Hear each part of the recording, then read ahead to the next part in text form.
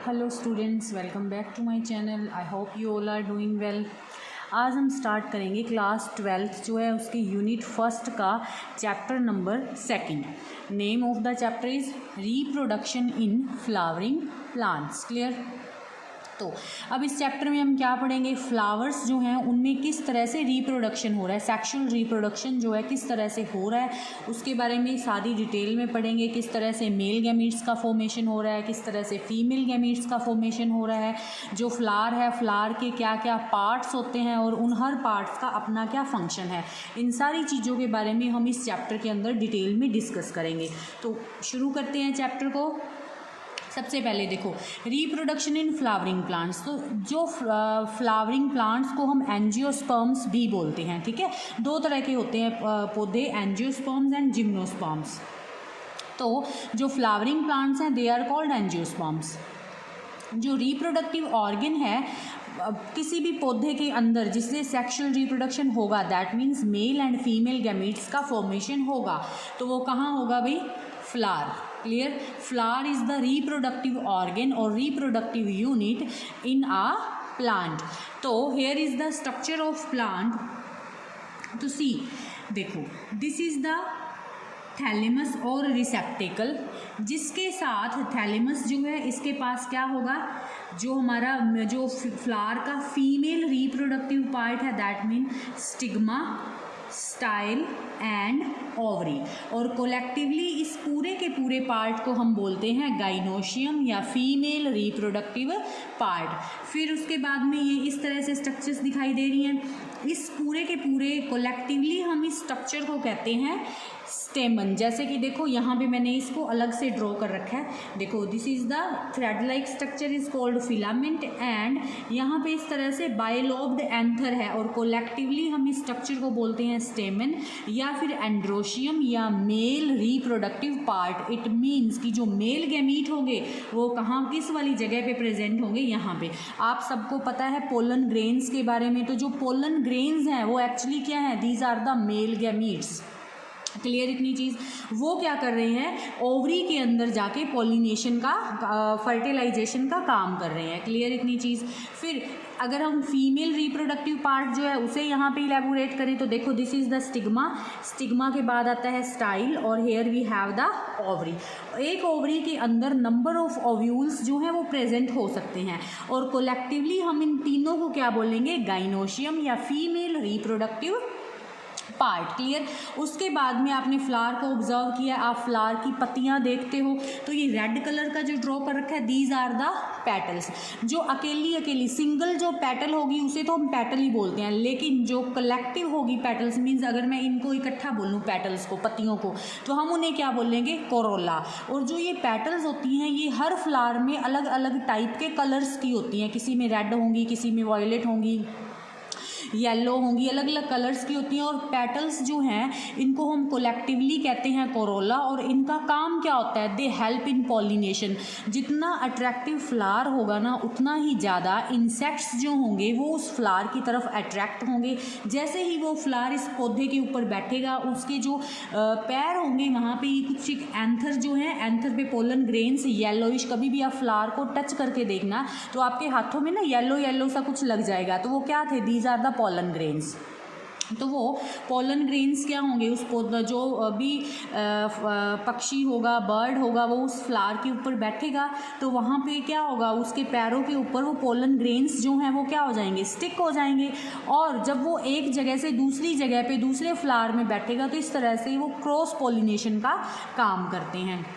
उसके बाद में फिर ये आपको फ्लावर के नीचे इस तरह से ग्रीन कलर की और छोटी छोटी पत्तियों टाइप में स्ट्रक्चर्स दिखाई देंगी and these are called sepals और collectively we called these sepals calyx. Clear. अब जो पूरा फ्लावर है उसके पास टू तो होते हैं आउटर पार्ट और टू होते हैं इनर पार्ट, ठीक है। Outer two means sepals and petals. अब सेपल्स और पेटल्स जो हैं, सेपल्स जो हैं उनको हम कैलिक्स कहते हैं, पेटल्स को हम क्या बोलते हैं, कोरोला। ये कैलिक्स एंड कोरोला जो है they are the non essential whorl और एसेसरी वर्ल। क्लियर कि मीन्स कि इनका इतना ज़्यादा रोल नहीं है फ्लावर के अंदर, किसमें, सेक्सुअल रिप्रोडक्शन में। क्लियर इतनी चीज़। लेकिन जो मेल रिप्रोडक्टिव पार्ट है और जो फीमेल रिप्रोडक्टिव पार्ट है, it means male reproductive part को हम क्या बोलते हैं, एंड्रोशियम, और फीमेल रिप्रोडक्टिव पार्ट को हम क्या कहते हैं, गाइनोशियम। इट मीन्स कि एंड्रोशियम एंड गाइनोशियम, इन्हें हम कलेक्टिवली क्या कहते हैं, these are the essential whorls. Clear इतनी चीज़ भाई। तो अब नॉन असेंशियल और एसेसरी वर्ल्स कौन से हैं, कैलिक्स एंड कोरोला, और असेंशियल वर्ल्स कौन से हैं हमारे, एंड्रोशियम एंड गाइनोशियम।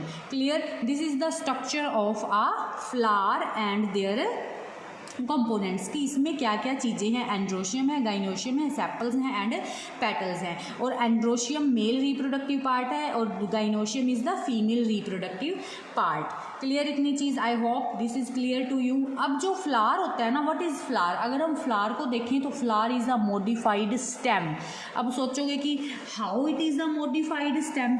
अब कुछ हार्मोनल चेंजेस की वजह से, हार्मोनल एक्शन की वजह से क्या होता है, सपोज करो दिस इज़ अ स्टेम। हमें पता है स्टेम के पास क्या होती है, नोड्स एंड इंटरनोड्स प्रेजेंट होती हैं। तो स्टेम जो है, स्टेम की जो टिप है यहाँ पे, इस तरह से कोई भी स्टेम है, वहाँ पे ये हमारी क्या प्रेजेंट होगी, female part, means stigma, style and ovary. कहते हैं कि जो दूसरी साइड है वहाँ पे हमारा क्या प्रेजेंट है, इस तरह से हमारा anther and filament, means stamen वाला पार्ट प्रेजेंट है। और here we have the petals and here we have the sepals. अब क्या हो गया, why we called flower is a modified stem. अब ये जो स्टेम थी ना, ये स्टेम हो गई कंडेंस।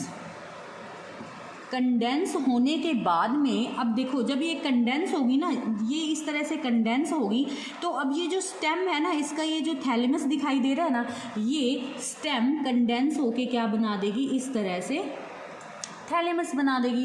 क्योंकि देखो जैसे ही ये इस तरह से कॉन्ट्रैक्ट होगी, कॉन्ट्रैक्ट होने के बाद में अब क्या आएगा, ये सारे भी तो एक दूसरे के क्या आ जाएंगे, बिल्कुल पास पास आ जाएंगे या नहीं आ जाएंगे, like this is how a flower is formed. Clear. तो इस चीज़ को याद रखना है, दिस इज नीट के पॉइंट ऑफ व्यू से this is very important. Flower क्या है, it is a modified stem है। क्लियर इतनी चीज़। ओके अब ये जो हमने पढ़ा है अभी तक स्टेमन के बारे में, अगर हम स्ट्रक्चर ऑफ स्टेमन की बात करें, structure of stamen. Clear. Stamen जो है, अब देखो ये देखो, this is the structure of stamen. इसमें what is this, this is called filament and this is the our anther and collectively we called this structure stamen और androecium, या हम इसे बोलते हैं मेल रिप्रोडक्टिव पार्ट। क्लियर इतनी चीज़। अब इसमें थोड़ी सी चीज़ें ध्यान रखने वाली हैं। अब ये जो एंथर है, आपको इस तरह से स्ट्रक्चर दिखाई दे रही है, this is the bilobed anther. It means it has 2 lobes. Anther जो हैं they are of 2 types. Male reproductive part में एंथर 2 तरह के होते हैं। एक होते हैं मोनोथिकस और एक एंथर होते हैं डायथिकस। हम जो बुक में भी स्टडी करेंगे वो हम किसके बारे में पढ़ेंगे, हम डायथिकस एंथर के बारे में स्टडी करेंगे। क्लियर इतनी चीज़। तो मोनोथिकस का मतलब है कि इस एंथर के पास सिर्फ एक लोब होगा। डायथिकस का मतलब है इट हैज़ 2 लोब्स। आपको ये एक लोब ये रहा, दूसरा ये रहा, और बीच में ये लाइन दिखाई दे रही है, दिस लाइन, ये जो लाइन दिखाई रही है, this line is called connective. ये जो डायथिकस जो एंथर होगा उसके अंदर ही ये कनेक्टिव प्रेजेंट होगा, मोनोथिकस में कनेक्टिव प्रेजेंट नहीं होगा। कनेक्टिव जो कि स्टीराइल है एंड पैरेनकाइमेटस टिश्यूज जो हैं उनसे मिलके बना हुआ है, पैरेनकाइमेटस टिश्यूज से बना हुआ है। क्लियर इतनी चीज़। तो दो तरह के एंथर हो सकते हैं, मोनोथिकस एंड डायथिकस, लेकिन हम जो स्टडी कर रहे हैं हम डायथिकस के बारे में स्टडी करेंगे। जो मालवेसी फैमिली है ना, मालवेसी फैमिली में किस तरह का एंथर होगा, हमेशा ही मोनोथिकस। अब मालवेसी जैसे लेडी फिंगर है, मालवेसी फैमिली में आती है, ठीक है।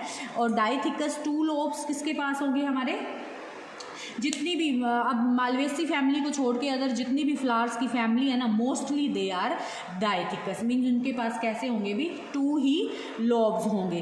फिर एक चीज़ ये आती है कि अब ये जो फिलामेंट इस एंथर के साथ अटैच्ड है, इस फिलामेंट के अटैचमेंट के बेसिस पे भी एंथर जो है वो 4 डिफरेंट टाइप के होते हैं। ये तो बिल्कुल सिंपल स्ट्रक्चर है जो हमने बना ली, ठीक है। अब एक तो होता है एंथर इस तरह से, ये बाइलोब्ड एंथर है और इसके जस्ट यहाँ से ये ऐसे अटैच्ड होगा। क्लियर, इसके ये जो बेस दिख रहा है इससे होगा, ठीक है। अब ये जो होता है ना, इसे हम कहते हैं डिजिटल एंड फिलामेंट का। और ये जो ओवरी की इसकी तरफ नीचे की तरफ जो होगा हमारा थैलेमस की तरफ जो एंड होता है, उस एंड को हम कहते हैं प्रॉक्सिमल एंड। क्लियर इतनी चीज़। अब जो इस तरह से पॉलन हमारा जो एंथर है, एंथर के बेस से हो रहा है इस तरह के, हम स्टेमिन को बोलते हैं बेसी फिक्स्ड। क्लियर। दूसरा, अब अगर आप अलग अलग फ्लावर्स को ऑब्जर्व करना तो आप इस चीज़ को देख पाओगे, उनके यहाँ से इस तरह से अगर निकल रहा है जो फिलामेंट है तो इन्हें हम कहते हैं, देखो ये डोर्सल साइड है तो हम इसे कहते हैं dorsifixed, dorsifixed. Clear, ठीक है, ओके। एक होता है इस तरह से, ये हमारा है। अब ये यहाँ से जो फिलामेंट है वो यहाँ से शुरू हो रहा है ऐसे करके, ठीक है। ये मान लो ये एक लोब है, ये दूसरा लोब है और इस तरह से फिलामेंट हमारा शुरू हो रहा है। तो इस तरह के स्टेमिन को बोलते हैं एडिनेट टाइप ऑफ स्टेमिन। कुछ आपने देखे होंगे इस तरह से हम ऑब्जर्व करते हैं लाइक दिस एंथर, और इनके इस सेंटर से इस तरह से फिलामेंट जो है वो क्या हो रहा होता है, वो अराइज हो रहा होता है। इस तरह के स्टेमिन को हम कहते हैं वर्सेटाइल, ठीक है। ये वर्सेटाइल टाइप ऑफ स्टेमन उन्हीं फ्लावर्स में प्रेजेंट होगा जिन फ्लावर्स में पॉलिनेशन जो है ना विंड के थ्रू होती है, ठीक है। विंड के थ्रू जो पॉलिनेशन होती है उसे हम कहते हैं एनिमोफिलस फ्लावर। कैसे फ्लावर होंगे वो, एनिमोफिलस, एनिमोफिलस फ्लावर मीन्स वो ऐसे फ्लावर जिनके अंदर पॉलिनेशन किसके थ्रू हो रही है, थ्रू द विंड पॉलिनेशन हो रही है, ठीक है। Such flowers are called anemophilous flowers. ऐसे फ्लावर्स को हम एनिमोफिलस फ्लावर्स बोलते हैं। क्लियर इतनी चीज़। अब हमने जो स्टेमन के बारे में करा है, देखो ये तो these are the types. Clear, इनको आप अब हम ये जो स्ट्रक्चर है ना, दिस स्ट्रक्चर, ये वाली हमारी जो स्टेमन की स्ट्रक्चर है, ठीक है, बाइलॉब्ड है, डायथिकस है। इसको अगर हम इलेबोरेट करके देखें तो हमें क्या दिखाई देगा, हम टीएस ऑफ एंथर करें, अगर ये जो एंथर है हमारा, दिस स्ट्रक्चर ये लाइक दिस, अगर मैंने इसका टीएस किया, अगर हम इसका टीएस करके देखते हैं तो हमें क्या फाइंड आउट होता है उसके बारे में हम पढ़ते हैं। क्लियर है। तो नेक्स्ट हम टॉपिक क्या शुरू करने जा रहे हैं, TS of anther. Clear, very important, diagram is very important board exam के पॉइंट ऑफ व्यू से। टीएस ऑफ एंथर, ठीक है, एंथर जो है हम उसका टीएस कर रहे हैं। अब देखो ये इस तरह से था, बाइलॉब्ड है हमारा, तो हमने इसका करा टीएस। जब हम इस बाइलॉब्ड एंथर का टीएस करेंगे तो ये इस तरह से कुछ हमें दिखाई देगा, लाइक दिस, ठीक है।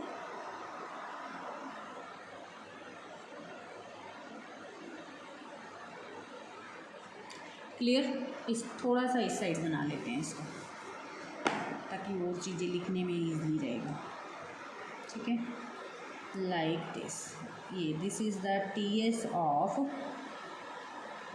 एंथर, ठीक है। ये ड्रॉ कर लो मेरे साथ साथ आप भी इस चीज़ को। डायग्राम्स की आप जितनी ज़्यादा प्रैक्टिस करोगे आपके लिए ये चीज़ें उतनी ही ईजी रहेंगी। Clear, this is the TS of anther, ये हमने आउटर लाइन बना दी। अब टीएस ऑफ एंथर है तो सबसे पहले तो हम ये देखेंगे कि जो एंथर की जो वॉल है वो कितनी लेयर्स हैं। तो जो एंथर की जो वॉल है ना, इट हैज़ 4 लेयर्स। कितनी लेयर्स हैं एंथर की वॉल्स में? 4 लेयर्स हैं। कौन कौन सी 4 लेयर्स हैं? सबसे आउटर मोस्ट लेयर जो है एंथर की, that is epidermis. 3 mark question आता है एपिडर्मिस। और ये सिंगल लेयर है, लिख लेना, single layer of flat sales. कैसे होगा ये? तो ये देखो, ये एपिडर्मिस की लेयर बना दी, single layer all over the anther. इस तरह से सिंगल फ्लैट सेल्स की सिंगल लेयर है, like this. Okay, like this, single layer only epidermal cells की। ओके, अब ये जो लेयर बनाई है, this is the epidermis, single layer of flat cells. ठीक है, अब सेंटर में यहाँ पे इट हैज़ कनेक्टिव। ये क्या है इसका? कनेक्टिव, जो कनेक्ट करके रख रहा है 2 लोब्स को। और ये कैसा है? स्टीराइल है, मैंने पहले भी बताया है। और पैरेन्काइमेटस टिश्यूज जो हैं उनसे मिलके ये बना हुआ है। क्लियर? अब एपिडर्मिस के बाद में जो सेकंड लेयर है एंथर की वॉल की, दैट इज एंडोथीशियम। एंडोथीशियम ये भी सिंगल लेयर है, ठीक है। और ये थिक लेयर है, ये आपको इस तरह से सिंगल लेयर लाइक दिस ऐसे दिखाई देगी, ठीक है, ऑल ओवर द एंथर। मैं सिर्फ सिंगल ही बना रही हूँ, एक ही, लेकिन जब आप डायग्राम बनाओगे तो आप इसे सारे को ड्रॉ करोगे, कंप्लीट को ड्रॉ करने हैं आपको लाइक दिस, ठीक है। अब जो सेकंड जी लेयर है हमारी, this layer is the endothecium. Clear? यहाँ कर लेते हैं इसको, endothecium, this is the endothecium. Clear इतनी चीज़? अब एंडोथीशियम के बाद में जो हमारी थर्ड लेयर आएगी उसे हम कहते हैं मिडल लेयर। क्या बोलेंगे हम उसे? Middle layer. अब ये जो मिडल लेयर होती है ना, ये पैरेन्काइमा सेल्स होती हैं, और ये जो मिडल लेयर है ये सिंगल लेयर नहीं है। अब तक हमने एपिडर्मिस की सिंगल लेयर बनाई ऑल ओवर, इसी तरह से आपने एंडोथीशियम की भी सिंगल लेयर बना देनी है। लेकिन जो मिडल लेयर है, middle layer loosely arranged parenchymatous cells है, लाइक दिस, ठीक है। These are the loosely arranged parenchymatous cells. Clear इतनी चीज़? लूजली अरेंज्ड पैरेन्काइमेटस सेल्स हैं। हो गई ये, ठीक है। और ये तीनों की तीनों layers, epidermis, endothecium and middle layer, ये तीनों की तीनों layers are responsible for the dehiscence of the anther.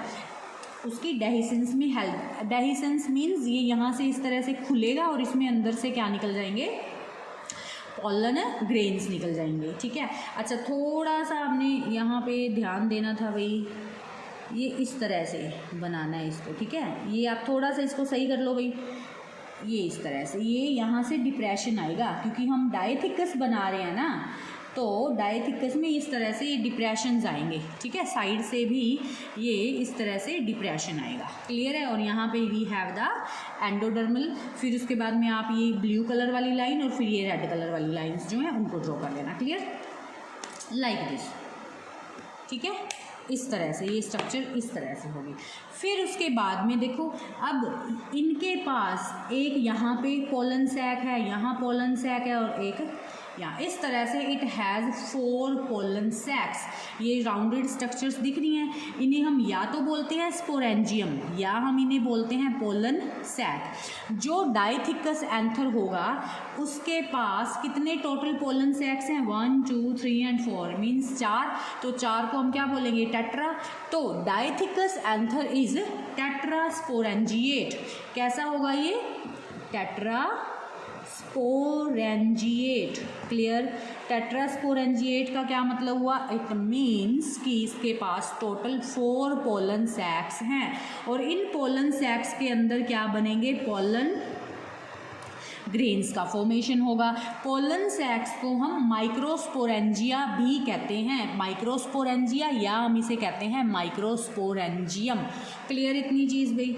ठीक है। अब मिडल लेयर हमने बना दी। मिडल लेयर जो थी इसकी कितनी लेयर्स आएंगी? मिडल लेयर जो है इसकी 3-4 लेयर्स आएंगी, ठीक है। आप बना लेना, 3-4 लेयर्स इसकी आती हैं, ठीक है। अब उसके बाद में मिडल लेयर के बाद में लास्ट लेयर आती है tapetum. Tapetum clear, very important. Tapetum से 1 मार्क के क्वेश्चंस भी पूछे जाते हैं। अब टैप्टम क्या होगा, ये हमने पोलन सैक बनाया है ना, इस पोलन सैक में इस तरह से ट्रायंगुलर स्ट्रक्चर्स होंगी, ठीक है, इसे हम क्या कहते हैं, टैप्टम। क्लियर है। ये जो टैप्टम होगा, मान लो this is the pollen sac, if it is the pollen sac, तो इस पोलन सैक में इस तरह से लाइक दिस ट्रायंगुलर, ये आपको दिख रही है लाइक दिस ट्रायंगुलर स्ट्रक्चर्स, और ये ट्रायंगुलर स्ट्रक्चर्स जो हैं it can be uninucleated, binucleated और मल्टी न्यूक्लिएटेड। इट मीन्स कि एक ये जो सेल है इसके पास सिंगल न्यूक्लियस भी हो सकता है, 2 भी हो सकते हैं, 3 भी हो सकते हैं, 4 भी हो सकते हैं, या मैनी भी न्यूक्लियस इसके पास प्रेजेंट हो सकते हैं। इस तरह से ट्रायंगुलर या पिरामिड शेप हम बोलते हैं, और इनका थिक साइटोप्लाज्म प्रेजेंट होता है। क्लियर इतनी चीज़। तो this is the structure of anther. अगर हम एंथर का टीएस करेंगे तो टीएस करने के बाद में हमें ये स्ट्रक्चर मिलेगी। तो एंथर की 4 लेयर्स होती हैं, 4 लेयर है, epidermis, endothecium, middle layer and tapetum. सबसे आउटर मोस्ट सिंगल लेयर जो होती है that is called epidermis. After epidermis फिर सिंगल लेयर होगी, that is called endothecium. And after endothecium 3 to 4 layers होती हैं मिडल लेयर की, जिसमें कैलोस थिकनिंग होती है, और इसमें स्टोमियम होता है जो ये हेल्प करेगी इसको एंथर। देखो पोलन सैक के अंदर ना मेल गैमीट्स बनेंगे, सीधी सीधी बात है, ठीक है। मेल गैमीट्स जो है ना, इन मेल गैमीट्स को बाहर तो निकलना होगा, तभी तो ये ओवरी के अंदर जाएंगे। तो ये मेल गैमीट बाहर कब निकलेंगे, जब ये यहाँ से रप्चर होगा, फिर ये रप्चरिंग होते होते पूरी रप्चरिंग होगी, तभी तो निकलेंगे, ठीक है। तो ये तीनों की तीनों लेयर्स जो होती हैं ना, ये रप्चरिंग में हेल्प कर रही होती हैं, रप्चरिंग करके, और इनके अंदर से क्या निकल जाते हैं, पोलन ग्रेन्स बाहर निकल जाते हैं। फिर आता है हमारा tapetum. Tapetum is very very important, 1 mark question भी आता है। सबसे इनर मोस्ट है ये, पिरामिड टाइप ऑफ सेल्स होती हैं, it has a thick cytoplasm, ठीक है। इसका काम क्या होता है इन सेल्स का, ये जो सेल्स हैं इन सेल्स का फंक्शन क्या होता है, इन सेल्स का क्या काम है, इनका काम है नरिशमेंट प्रोवाइड करना। किसको नरिशमेंट प्रोवाइड करवाएंगे भी ये, अब देखो यहाँ पे अंदर और सेल्स प्रेजेंट है, ठीक है। इन सेल्स को हम बोलते हैं आर्कीस्पोरियल सेल्स या स्पोरोजिनस सेल्स। इन सेल्स को हम क्या बोलते हैं, आर्कीस्पोरियल सेल्स या स्पोरोजिनस सेल्स बोलते हैं। और यही सेल्स किस में कन्वर्ट होती हैं, आगे मल्टीप्लाई करके बहुत सारी करने के बाद में किस में कन्वर्ट होंगी, एंड जो हमारे पोलन ग्रेन्स होंगे उनके अंदर कन्वर्ट होंगे, और उन पोलन ग्रेन्स में we have the male gametes. Clear इतनी चीज़। तो टैप्टम का क्या काम है, ये जो आर्कीस्पोरियल सेल्स है ना, इन सेल्स को नरिशमेंट प्रोवाइड करवाना। क्लियर इतनी चीज़ भी। तो अब हम फंक्शंस कर लेते हैं कि what are the functions of tapetum. तो बच्चे ध्यान रखना, यहाँ पे डायग्राम बनाते टाइम पे हमने सीधा ये इस तरह से डिप्रेशंस आएंगे। क्लियर। ये मैं रब करके एक बार इसकी जो आउटर लाइनिंग है फिर से बना देती हूँ, ताकि आपको डायग्राम क्लियर हो जाए कि किस तरह से था, ठीक है। ये इस तरह से था, लाइक दिस।